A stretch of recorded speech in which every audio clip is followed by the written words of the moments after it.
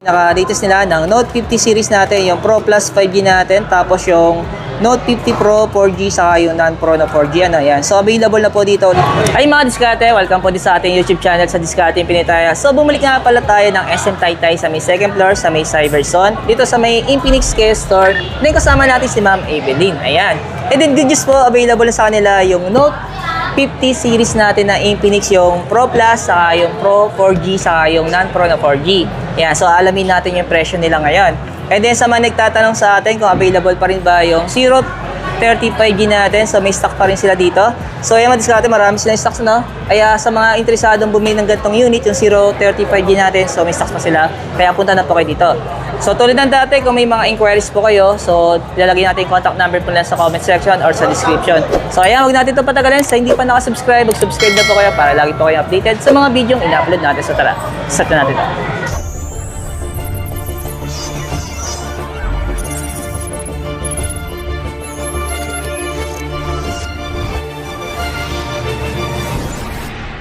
So mapapansin nyo po, ito po yung pinaka-case store ng Infinix. And then good news po, available na po sa kanila yung Infinix Note 50 series natin.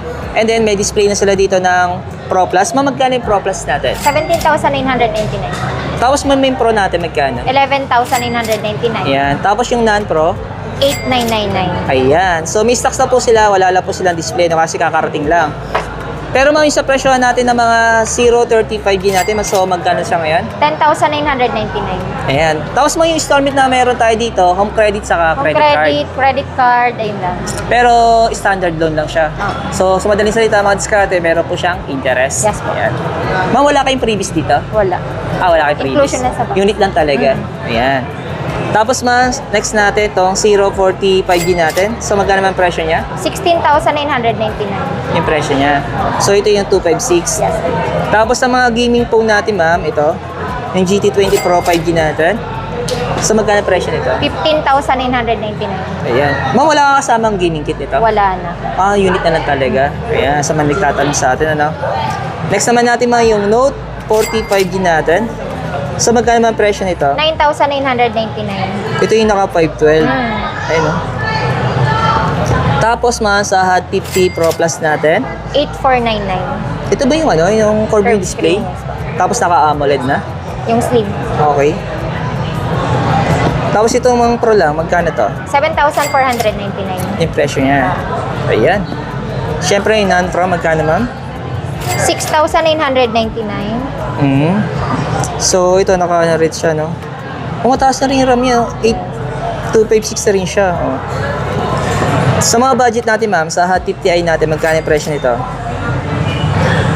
8256, 6,099.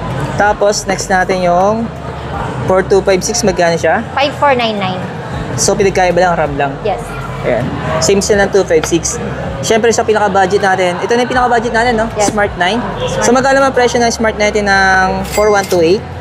4,199. Tapos yung isa, yung 3128, 3,999. yung presyo niya.